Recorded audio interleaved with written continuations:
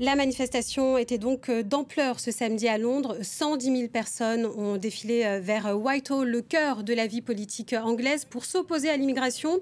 Une manifestation à l'appel de Tommy Robinson, figure controversée de l'extrême droite. Alors assiste-t-on à une montée des populismes en Europe? Pour en parler, Béatrice Gibelin, géographe et politologue, directrice de la revue Hérodote, est notre invitée. Bonjour. Bonjour. Alors, on l'a pu le voir dimanche, donc hier, samedi plutôt, la rue londonienne était prise par tous ces manifestants. Le pays est-il plus que jamais fracturé ? Oui, je pense que la situation en Grande-Bretagne enfin au Royaume-Uni est très difficile. Regardez le nouveau Premier ministre Starmer, qui n'a pas si longtemps que ça été élu, avec une très très confortable majorité qui ferait rêver le Parlement français, enfin tout au moins l'Assemblée nationale, et aujourd'hui déjà très fortement contesté et est obligé de remanier son gouvernement.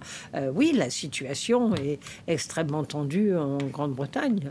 Et la manifestation qui a eu ce week-end, elle a été à l'appel de Tommy Robinson, qui est une figure de l'extrême droite. Particulière en plus comme figure, parce que son passé, il sort quand même de prison et risque d'y retourner sans doute dans quelques temps. Condamné à de multiples reprises, notamment pour outrage aussi à la cour. Exactement. Bon, donc c'est vraiment un personnage dont on peut s'étonner qu'il ait une telle aura. Et bon, les réseaux sociaux, ils sont aussi pour quelque chose, bien sûr. Et ces phénomènes aujourd'hui sont à penser en fonction de ce nouveau contexte, qui est le contexte des réseaux sociaux, dans cette montée des populismes, qui n'est pas qu'un phénomène lié au Royaume-Uni. C'est un phénomène qu'on constate à peu près sur l'ensemble, enfin de beaucoup de continents, pas que le nôtre. Pas que le nôtre, mais si on s'intéresse juste, si on fait un focus sur ce qui se passe en Europe, il y avait lors de cette manifestation notamment Éric Zemmour qui était présent, donc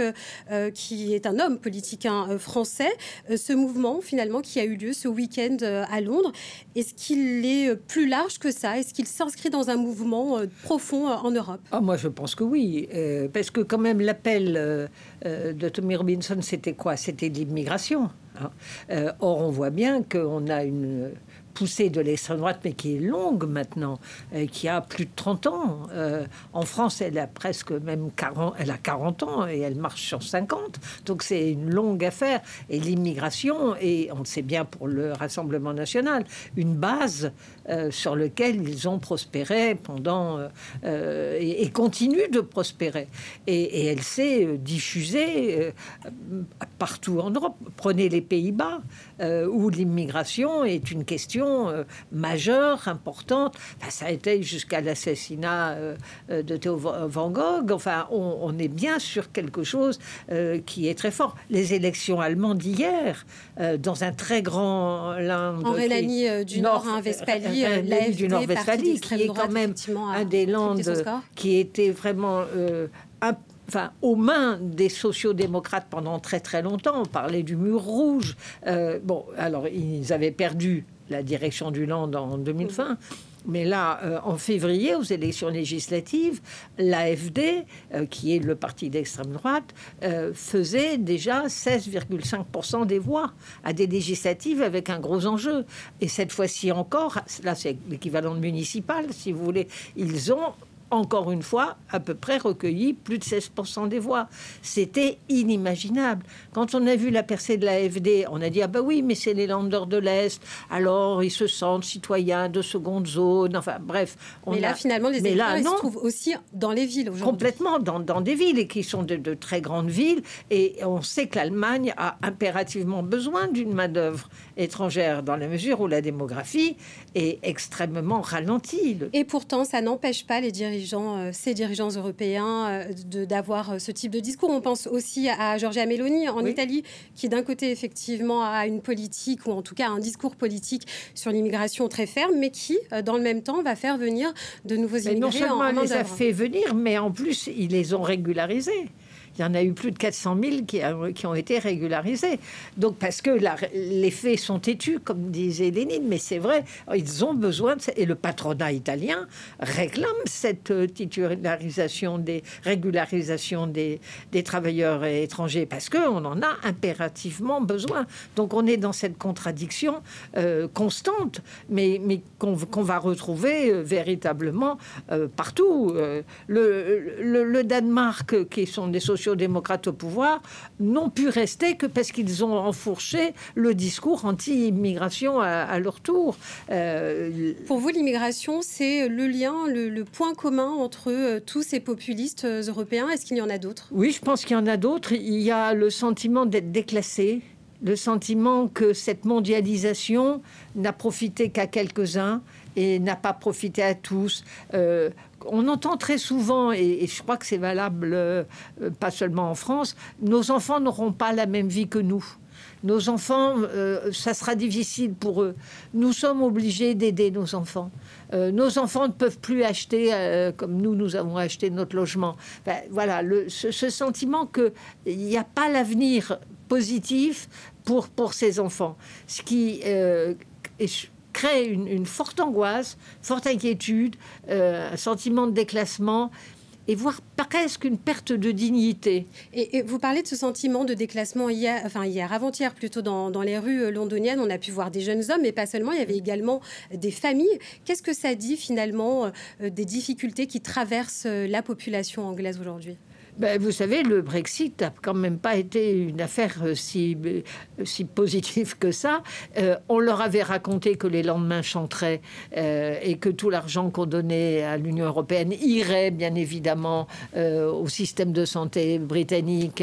Bon, ça n'a pas été le cas. Qui retrouverait des tas d'emplois, ça n'a pas été le cas. Ça n'a pas été non plus la catastrophe qui avait été imaginée, annoncée. Oui. Bon, il faut être honnête et disons-le. Mais le Brexit est le résultat déjà de ce populisme qui est de dire on reprend le contrôle. C'était ça la formule qui était prise. Hein. On reprend notre destin en main. On retrouve notre souveraineté nationale. À ceci près que le monde tel qu'il est aujourd'hui, cette souveraineté nationale, elle n'est que partielle. Alors, la souveraineté nationale, elle est que partielle. En revanche, ce qu'on pouvait entendre aussi comme slogan, c'était Make Britain Great Again, c'est dur à dire. Faisons de la Grande-Bretagne comme aux États-Unis. Comme aux États-Unis, effectivement, le parallèle avec le slogan de Donald Trump. Finalement, justement, est-ce qu'il n'y a pas une internationale des populismes aujourd'hui ?